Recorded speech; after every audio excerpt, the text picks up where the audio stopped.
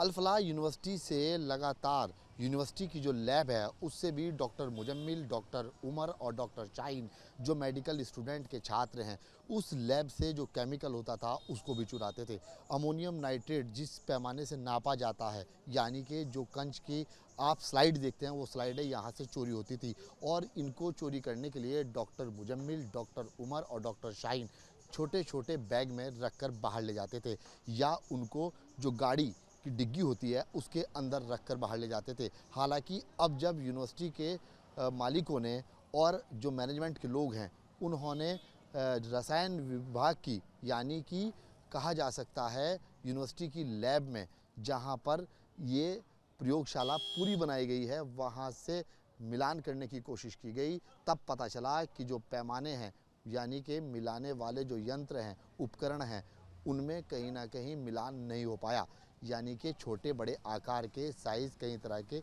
नज़र आने शुरू हो गए। अमोनियम नाइट्रेट की चोरी होना, साथ साथ उपकरणों का चोरी होना और फिर गिलास की किटें यहाँ से गायब हो जाना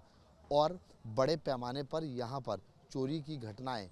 ख़ास तौर से लैब से सामने आना अपने आप में इस बात के संकेत देती हैं कि कहीं ना कहीं बड़ी साजिश रचने के लिए जो पूरा प्लान तैयार किया गया था उसमें चोरी का हिस्सा भी अल-फलाह विश्वविद्यालय से जुड़ता हुआ नज़र आ रहा है। हालांकि एनआईए अब जो यहाँ से उपकरण चोरी होते थे उनकी भी जांच करती हुई नज़र आ रही है कि आखिरकार वो किस कमरे में लेकर जाते थे और उन कमरों में से किस तरह से उनको प्रयोग करते थे, ये देखने वाली बात होगी जब जांच में सब कुछ सामने आएगा। हालांकि अल-फलाह यूनिवर्सिटी के अंदर में जो लैब है वहाँ से सामान चोरी होना और मैनेजमेंट की आंखों में धूल झोंकना इस बात के संकेत दे रहा है कि अल-फलाह यूनिवर्सिटी के अंदर में चोरी की घटना डॉक्टर शाहीन, डॉक्टर उमर और डॉक्टर मुजम्मिल लगातार कर रहे थे। हालांकि डॉक्टर शाहीन के ऊपर पहले ही यूनिवर्सिटी मैनेजमेंट की ओर से आरोप भी लगे हैं कि वह बिन बताए यूनिवर्सिटी से बाहर चली जाया करती थी और उसके पास यहाँ पर तमाम जो डॉक्टर्स हैं उनके आने का तांता भी लगा रहता था। अब देखना ये होगा जांच में क्या कुछ निकल कर सामने आता है, क्योंकि अल-फलाह विश्वविद्यालय से अब